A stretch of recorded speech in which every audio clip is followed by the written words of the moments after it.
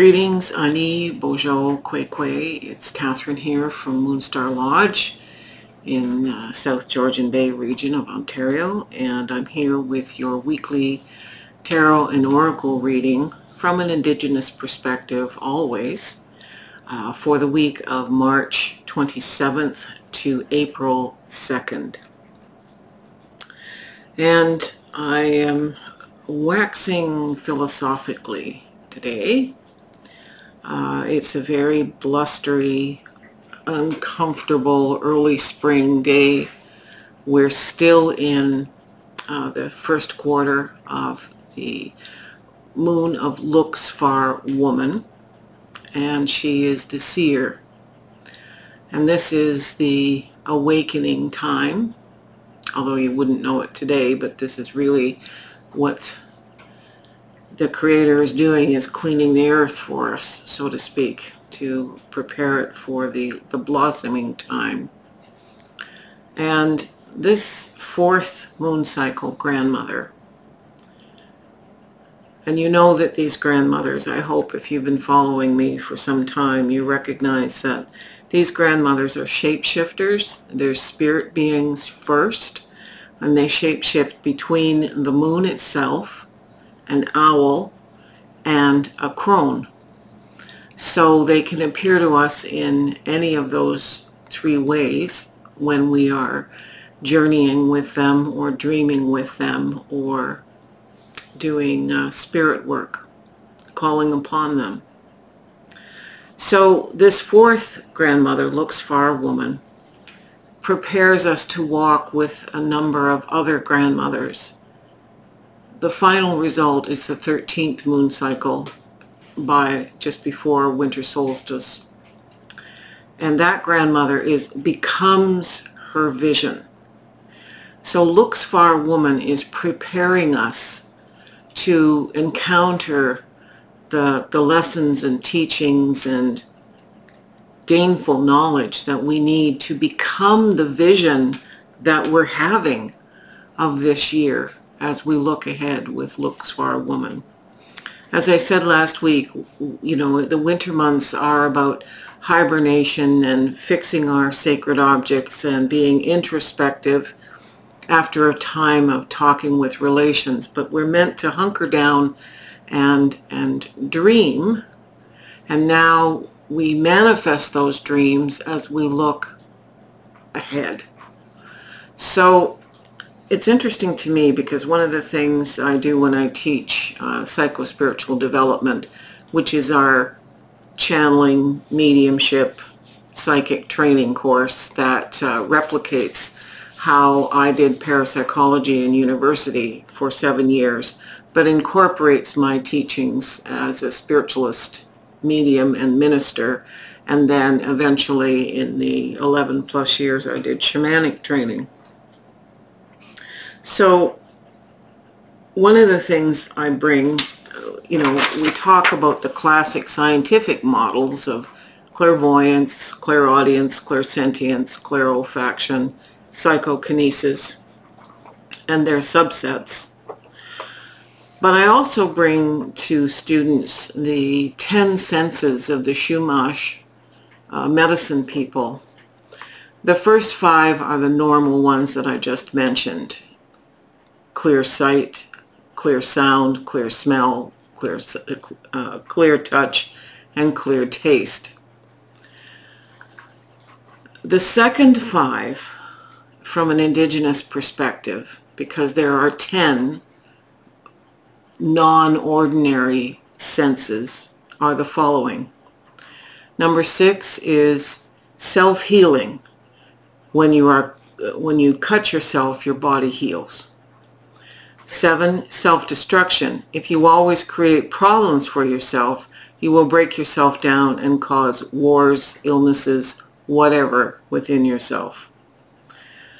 8, penetration. To be able to penetrate other levels, other worlds, other dimensions. 9, perception. To be able to see and understand what you are perceiving in those other worlds. And 10, revelation, to be able to use what you have perceived because it has been revealed to you. And that's a quote from The Eagle's Quest, published in 1991. The Chumash Indians are, by and large, extinct. I'm sure their genome structure exists within the world and has been passed down, but the concepts of the dream time and otherworldly clairvoyance aspects, clairaudience, clairsentience, and what have you, persist. And certainly when I was preparing for today's reading, I really struggled between taking this in the direction of the shaman's call to the dream to manifest, or whether to talk strictly about the concept of dreaming and consciousness outside of a shamanic context. So I put the vote down to Brian, and I'm just going to grab something here. What triggered a lot of this these thoughts of preparation was a deck I received this week that touches me very deeply, and it's the Sacred Medicine Oracle by Asha Frost. And Asha is, I believe she lives in Newmarket, and she's worked a bit with Colette Baron-Reid as a guest, but she is an indigenous medicine woman and member of the Chippewas of Nawash First Nation. And if you know that, that's up in the Owen Sound area. And I had an elder that I connected with up there by the name of Basil Johnson, and I love his books. And getting this deck was the closest thing in all the decks I have to something that reflected me, other than something I would write myself. It's a Hay House mass market. So if you want to understand the dream time and the perspectives of what I did as a medicine person and shaman, this is a great book. But the dream time, and my clan is represented in here, which is really important. So that kind of started, that was the incubus, if you will, of my thoughts on dreaming with the medicine wheel, how important dreaming is to shamanism. And so bringing the concept of dreaming into this week's reading is important. That being said, I am using the Dream Keepers Tarot for the full week reading, and I'm using the Mystical Dream Tarot, which has a more of a primordial shamanic base, as a clarifier. And for the midweek video, I'm going to switch that. So the Dream Keepers will become the clarifier. The Dream Weaver's Oracle by Colette Baron-Reid came in this week at the same time as the Asha Frost, and I'm in love with this. This speaks to my shamanic heart. The Dream Oracle cards with the beautiful art of Rasuli, and I've showcased a number of his decks in recent weeks when it comes to things like Sufi medicine. And finally, I wanted a card to look at astrological influences. So I've used Stacey DeMarco's Queen of the Moon Oracle. And I always post a picture every week of those decks so that you can see them and reference them for yourself. So, Mr. Brian, shall we go to the cards? And since this is such a woo-woo week, we have serious coffee. I think I'll just bring this right across the shot here on you. I'm sorry, but we're going to start with coffee. All right. Having communed with Looksfar Woman and asking for her perspectives on these cards, we start with the Ace of Swords. Ace of Swords is an incubated new idea. It comes with clarity, it comes swiftly, and it comes with a great deal of energy. And it's interesting that it's clarified. The astrological card here is focus, and it's the Waxing Gibbous Moon card, and it's on focus, and it's asking us to dig deep and make sure that we are not distracted by illusions and delusions as we move toward this full moon. So basically we're using the energy of the light to help us clarify the actions that are incubating as the Ace of Swords into a new adventure. This is all about a new adventure. So this is a significator. Followed by the Six of Pentacles, which is asking us to provide in our energy and our movement acts of grace and giving. So we are not holding back from other people. We are sharing, we are giving, we are supporting other people. This card from Colette's deck, a firebird is called to soar. That's the phoenix. And in these acts of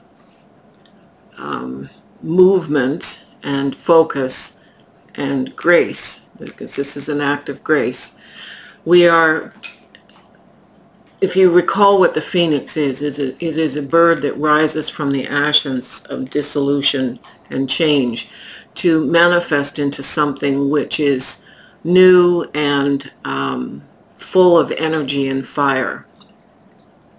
That's important, as you'll see as this reading progresses.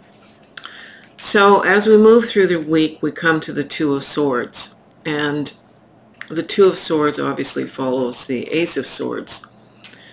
This suggests to me that the crossed swords are coming to a truce about something which you're working on with respect to this new venture that we are all called to make. Remembering these are overarching energies that impact us all. So as you find a peace, that peace comes from within. We turn our backs on the water, the emotions that rush in. We have to stay within a place of clarity. That's why we turn our back on the water, the cups, the element of emotion. And the peace has no external factors. We are mitigating everything from a place of within. And once we come to balance and peace, this is perfect.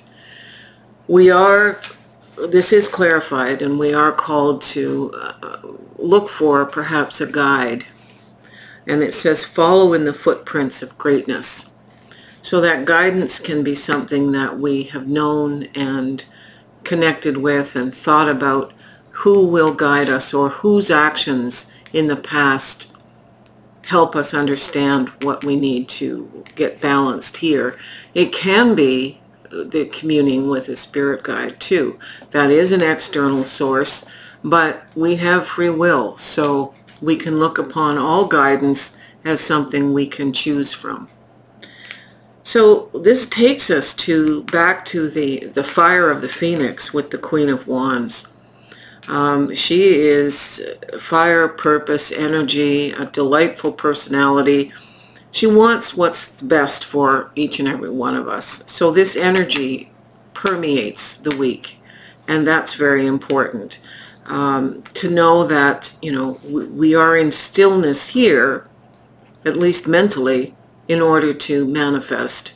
But we are actually making great movement and energy. And this card, the clarifier, could it be a dragonfly? It could be a dragonfly. It's about making sure that we are looking at things from a fresh perspective with the clarity that we've brought into the week, but without any overarching illusions or pressures from other people, which speaks a little bit to this card as well. We move to the Eight of Pentacles, and the Eight of Pentacles is always about the mastery of craft. It's the double balance. It is about being successful. It's mastering what this is we're bringing into form, and we seem to be mastering it very quickly. What's interesting is it's clarified by the same card that showed up here from a different deck. This is the Six of Pentacles. And when I see this woman here with her familiar, she's being gentle and kind with the familiar, but the familiar is being gentle and kind back. Whereas this card represents graciousness and giving externally to us. I see this as being gracious at an internal, so being kind to ourselves as we go through the elements of mastery here. We're not quite there, but we are totally accomplished in the work that we are creating. This brings a sense of nostalgia in the past. We have another 6 here in the 6 of Cups. And it's clarified here by the Spirit of Wands. Now, we have the Queen of Wands. The Spirit of Wands in this particular deck is the same kind of energy, if you will, as the Knight, in that there's passion and purpose and clarity and engagement. And this Spirit of Wands is completely encapsulated here, surrounded by beautiful quartz. I believe they're quartz crystal points. So we are utilizing other resources. The stone people hold our history. They hold our karmic history, our evolutionary history. So we're bringing that history here, bringing it forward. And finally, wow, we have the World card. And the World card in all its beautiful glory. So this says that what we're incubating comes to a place of success. And this card says Internet. It's embrace the fact that you are the world. So that's an interesting thing. There is no separation. And that's a wonderful statement to end this week on. What you are creating is impacting the world. It is of the world. It is for the world, but it is primarily for us as individuals as we co-create. You can flip the camera. So that was really powerful. I am impressed by this collection. I thought it was a bit of a dog's breakfast kind of a reading with this mishmash of cards, and I was unsure, but you know, as always, Spirit is right, and I am feeling very affirmed here that all is well with the coming week as we move toward the full moon, and it's going to be stellar. Get your focus ready on what you're asking Looks Far Woman to help you manifest. And remember to use this week as a place of dreaming with the medicine wheel and dreaming into reality, clairvoyantly, clairaudiently, clairsentiently, and in all the ways, all the clairs, what it is that you're manifesting. So if you like this video, give us a thumbs up and subscribe so you get notifications of when we post things. The midweek video is now always on YouTube since Facebook isn't doing anything shorter, or longer than Reels. Support me with Ko-fi, on Ko-fi, K-O-F-I, and you can look us up. We have a website and lots of fun things there. The classes are coming. It's taking longer. The costs are there. That we have to be prepared for, and the time that it takes to do things. So realistic expectations in place. Anyway, miigwech, aho.